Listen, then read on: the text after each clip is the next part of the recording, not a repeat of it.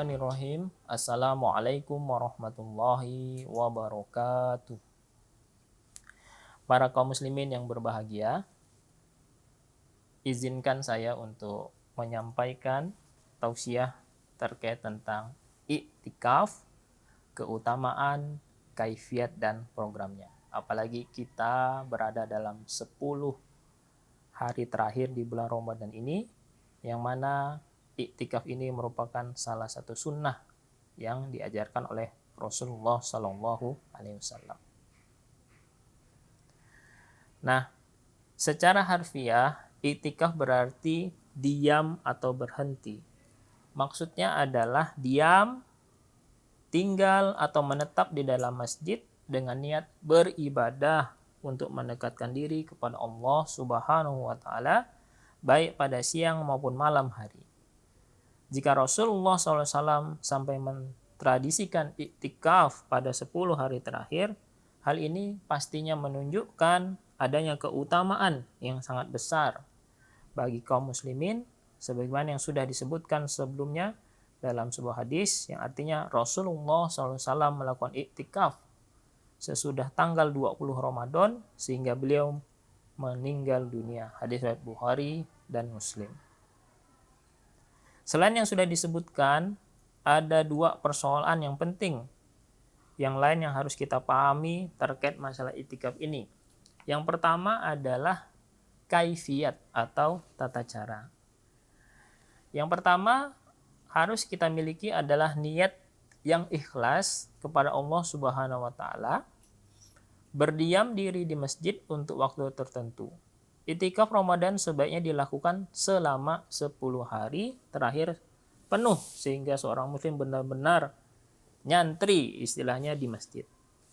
Namun kalaupun tidak, ya tidak mengapa seperti itu.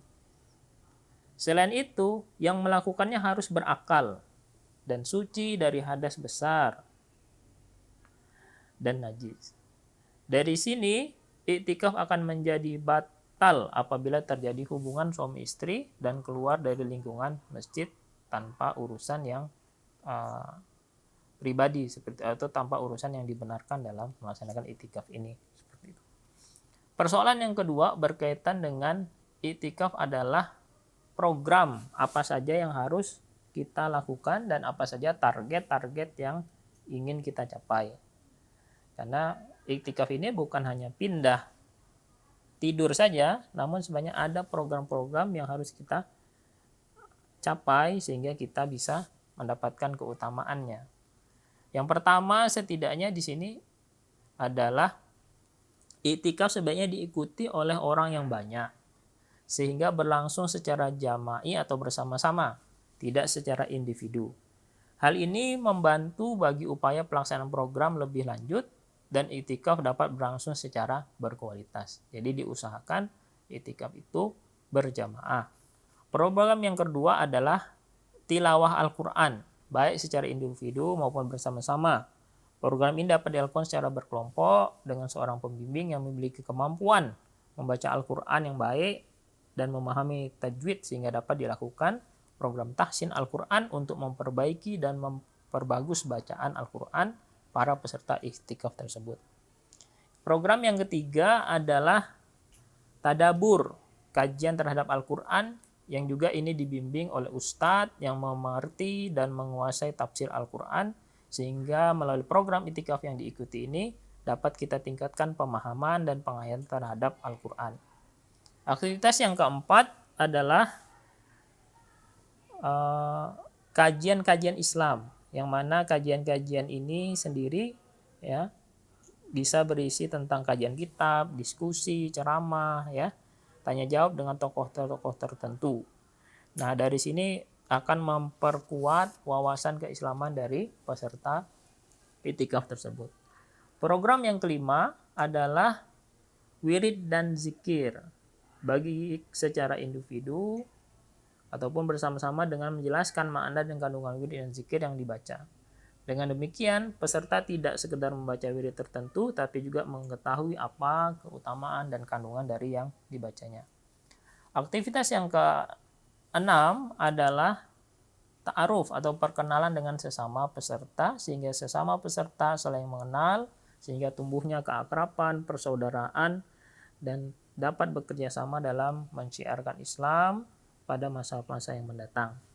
Yang ketujuh adalah program iftar jama'i atau berbuka puasa bersama yang didahului dengan tausiah. Kegiatan ini sebaiknya melibatkan masyarakat di sekitar tempat iktikaf sehingga akan menjalin keakraban yang baik dengan masyarakat. Dan yang terakhir adalah aktivitas yang kedelapan adalah mengikuti kegiatan yang ada di masjid tempat iktikaf diselenggarakan, misalnya mengikuti sholat tarawih, ya, witir, ceramah, ya, dan sholat lain-lainnya seperti itu, sehingga kegiatannya dapat berjalan dengan baik. Nah, dari sinilah nanti akan terbentuk yang namanya kegiatan iktikaf yang baik, ya, sehingga kegiatan iktikaf ini bukan hanya sekedar pindah tidur saja seperti itu. Itu saja yang dapat saya sampaikan. Semoga kita dapat menjadi orang yang mencontoh atau melakukan iktikaf ya minimal kalaupun tidak bisa 10 hari, ya, sehari, 2 hari ya untuk belajar kita bagaimana mengikuti sunnah yang satu ini yaitu melaksanakan iktikaf. Itu saya yang dapat sampaikan, kurang lebihnya saya mohon maaf. Bila taufiq wal hidayah. Assalamualaikum warahmatullahi wabarakatuh.